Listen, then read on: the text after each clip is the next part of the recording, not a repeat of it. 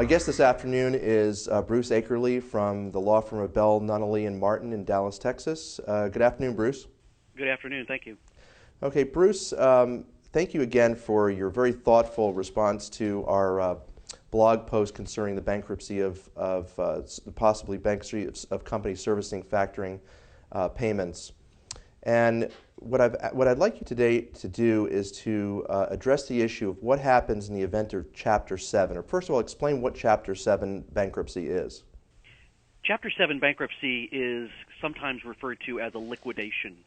It's where the person or entity files bankruptcy and its or his or hers assets and liabilities are taken over by a Chapter 7 trustee.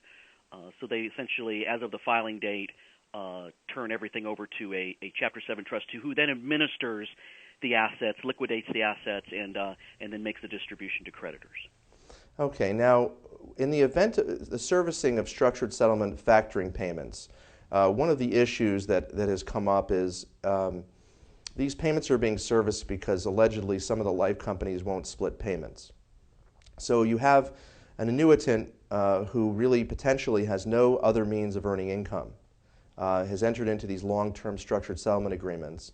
And because allegedly one of the allegations is that the life company won't split payments, so the servicing agreement is necessary. What would happen, or what in your opinion would happen in the event of the bankruptcy of a servicing company? Well, a couple things need to be considered here. Normally, it's my understanding that normally the issue of the transfer of a particular payment stream as well as the servicing arrangement is approved by a court, a state court, pursuant to applicable state law.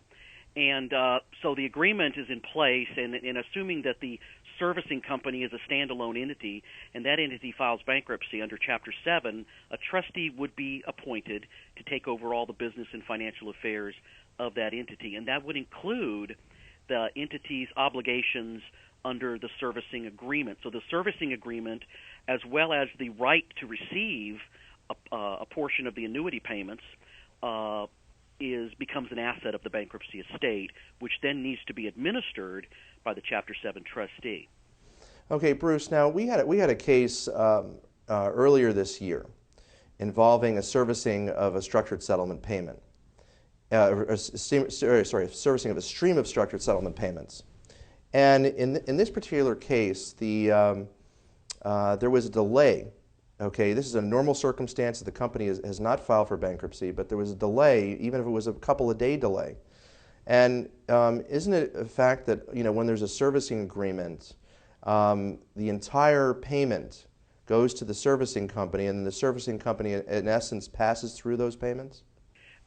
That's my understanding. I'm not familiar with the specific situation that you mentioned, but in a bankruptcy context, nothing changes with respect to the obligations of the parties under the servicing agreement.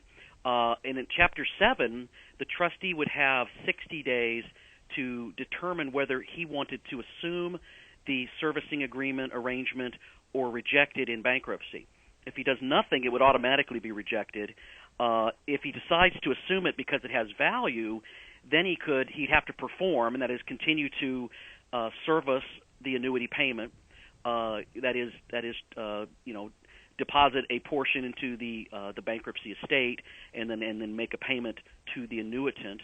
And typically, I would think that he would do that if he believed that the underlying contract had value, not only value from the standpoint of the payment stream that was acquired by the factoring company, okay, which may or may not be related to the servicing company, or there's a fee involved for the servicing arrangement or something of that nature. Each servicing agreement is going to have to be looked at, in its own terms, and on a case-by-case basis. Okay, when you say on a case-by-case basis, what do you mean by that? Well, I mean, each agreement's got to be examined according to its own terms. An agreement that's approved in an arrangement in California may be different than an agreement that's approved in a case in Pennsylvania. My point is, you have to look at the servicing agreement, and the trustee will look at it and determine, is there value here to the bankruptcy estate. Let's assume that the trustee says this servicing agreement has value. Then the trustee will assume the agreement and must perform under the agreement. That is, must take the payments, divide them according to the agreement, and transmit the difference to the annuitant. While he then tries to essentially sell the rights to the servicing agreement to a third party. If he believes that the agreement doesn't have any value, that is, it's a burden to the bankruptcy estate, he doesn't want to go on for the next, umpteen years, having to handle these payments. That is, the trustee doesn't want to have to do that. He could reject that agreement, in which case what happens on rejection essentially is that constitutes a breach of the servicing agreement as of the filing of the bankruptcy case. And so what happens is he's saying, I'm going to reject the contract, which means there's a breach, which means that the annuitant would have a claim against the bankruptcy estate, as might the depending on the language of the agreement, as might the annuity issuer. Okay.